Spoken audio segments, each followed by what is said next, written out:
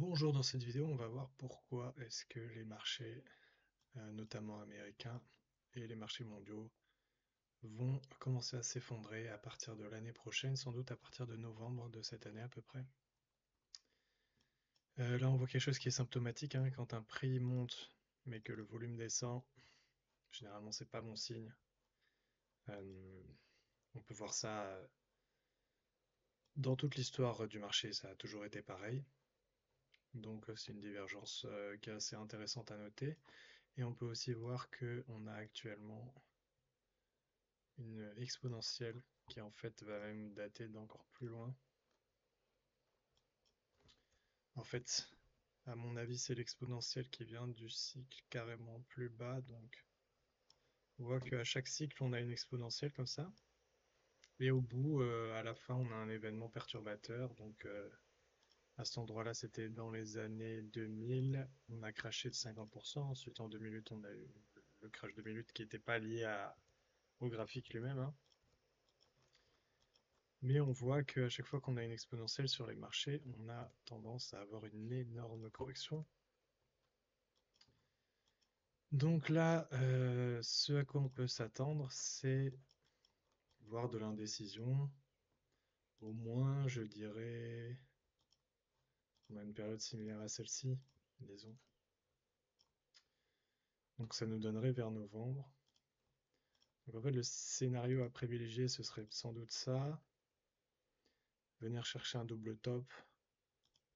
Donc là, c'est impossible à dire exactement ce qu'il va faire à ce moment-là.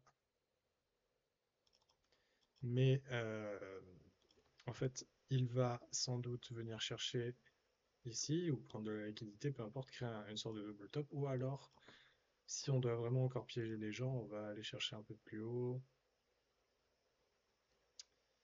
Euh, alors, on peut faire un calcul très simple. Calculatrice. On va faire.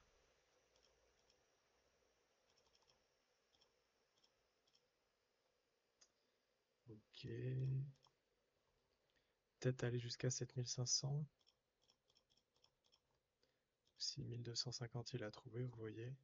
En fait, là, on divise 10 000 par, donc qui va être notre scale par 8. Et ça va nous donner des niveaux psychologiques. On voit que c'était 6250. Le niveau psychologique qui a quasiment été touché, donc si ça se trouve, il veut venir aller le chercher. Donc 6250. Ou alors aller chercher, donc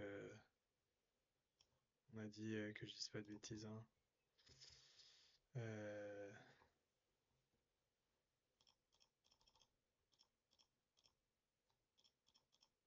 7500. C'est probable. Ça m'étonnerait quand même qu'il aille jusqu'en haut là-bas, mais pourquoi pas. En tout cas, en novembre, faites très très attention. Vous allez voir on va avoir un crash énorme de tous les marchés. Donc, ok, c'est bien beau dire qu'il va y avoir un crash, comment on se prépare, soit on short le marché, soit on est en full liquidité, donc avoir du cash. Mais en tout cas, à mon avis, c'est cette zone-là qu'on va venir chercher en 6 ans à peu près, sans doute. Donc, si on regarde, on devrait s'attendre à un crash de cette amplitude. Sans doute plus, hein. Combien j'ai mis là? Voilà. En fait, moi, ce que je veux, c'est qu'il revienne chercher cette zone-là, ce bloc.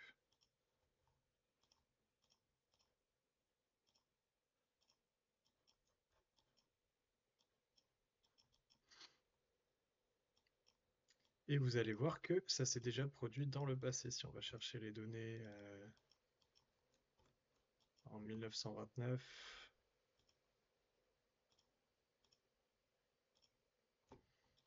et qu'on l'agrandit, bien sûr.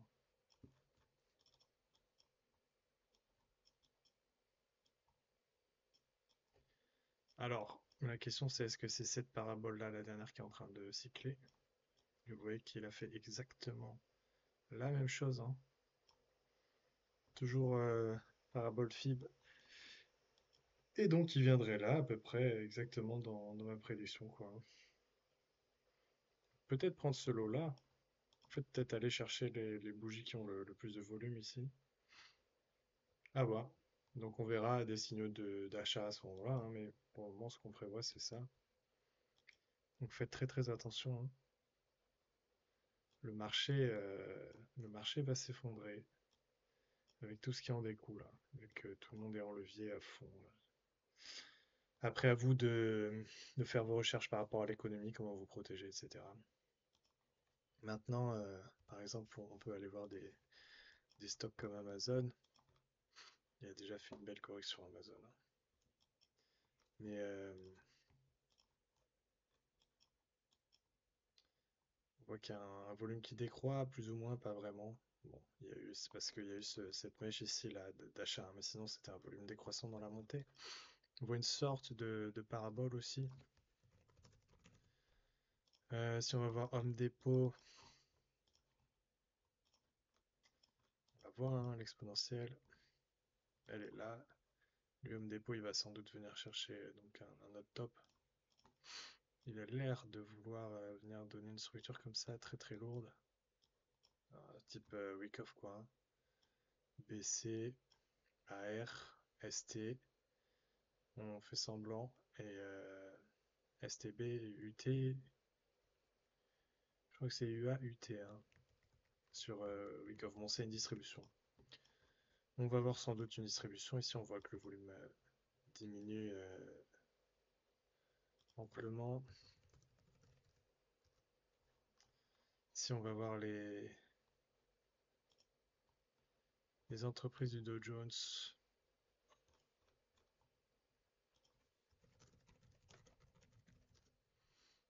Dow Jones Companies. Allons faire un petit tour. Alors, on va voir Walmart.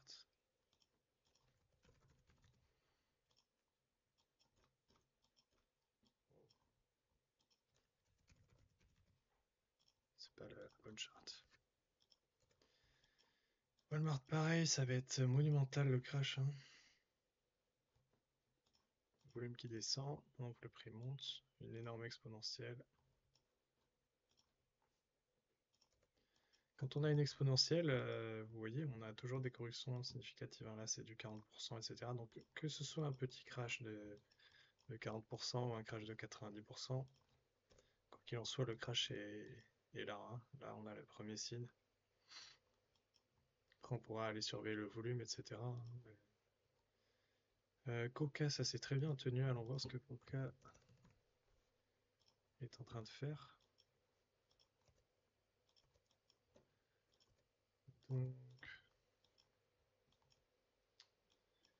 Donc, Coca.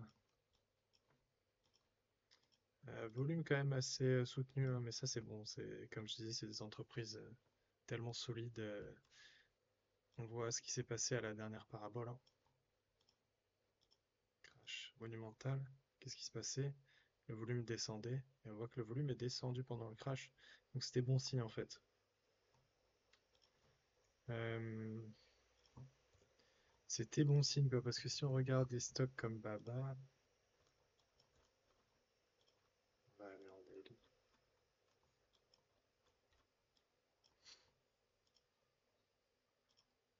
Peut-être cliquer plus. Euh... Ouais, non, c'est pas clair en fait sur cette charte-là. Je vais montrer que souvent le volume est carrément n'existe pas ici dans la descente. En fait, ça se vend, ça crache pas vraiment, ça vend tout doucement quoi, hein. Donc, allons voir encore, je sais pas, Caterpillar.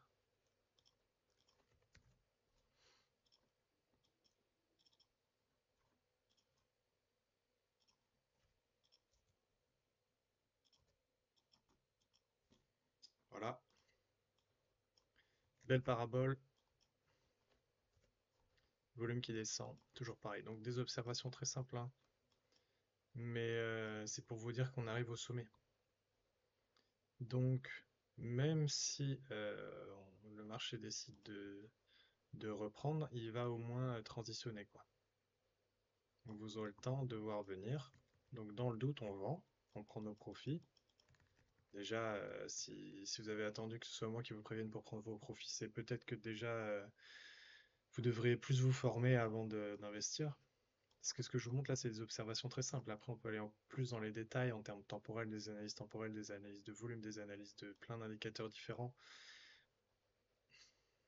Bref. Donc, là, quoi qu'il en soit, moi je vous conseille, mais encore une fois, c'est juste un conseil d'amis, c'est pas un conseil financier, hein. Du tout, ne suivez pas ce que vous dit quelqu'un sur YouTube aveuglément. Backtestez, apprenez, regardez. On verra si j'ai eu raison ou si j'ai eu tort. Mais en tout cas, là, je vois très peu de niveaux intéressants. Ils vont sans doute aller chercher ça ou ça, quoi. Là, non, là, non. Ça donnerait quoi?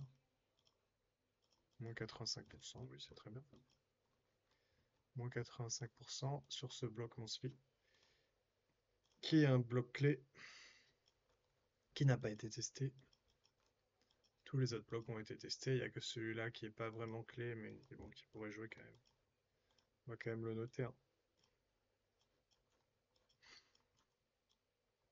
Mais voilà, si vous voulez garder la bonne chance, parce que donc ça peut descendre pendant 6 ans, comme je disais, et après ça peut mettre très longtemps à remonter si un jour ça remonte, quoi.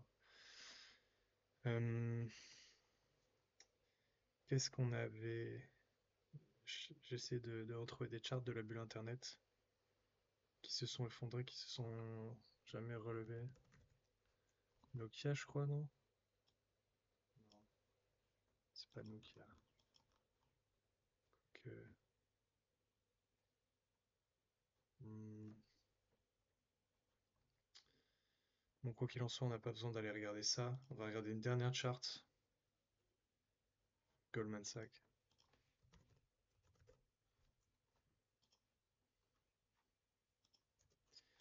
La belle parabole, le volume qui diminue.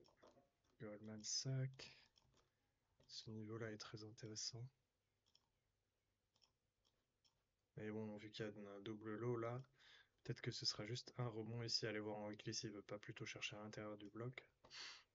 Sinon, c'est là, hein, parce qu'il n'a pas créé de...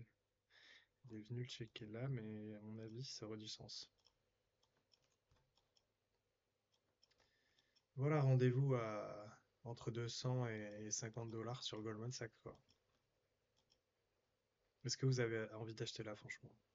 Est-ce que vous espérez qu'on ait une dernière poussée, une dernière poussée de 50% pour après cacher de 80%? Déjà, même si vous espérez ça, il faudra que vous arriviez à vendre au bon moment. Imaginez, ils aillent jusque-là et ils crachent. Vous voulez vendre là.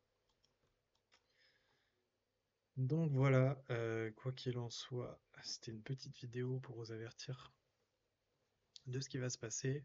Encore une fois, ne m'écoutez pas aveuglément, renseignez-vous et apprenez avant d'agir. Ne risquez jamais beaucoup d'argent, surtout quand vous débutez, quand vous ne comprenez pas vraiment le marché. Et arrêtez de croire que les choses vont monter continuellement tout le temps parce que c'est pas le cas. La dette est tellement enflée, il y a tellement de tensions. On peut aller regarder Bitcoin une dernière fois, je sais que ça intéresse pas mal de gens. BTC, pas l'index ici.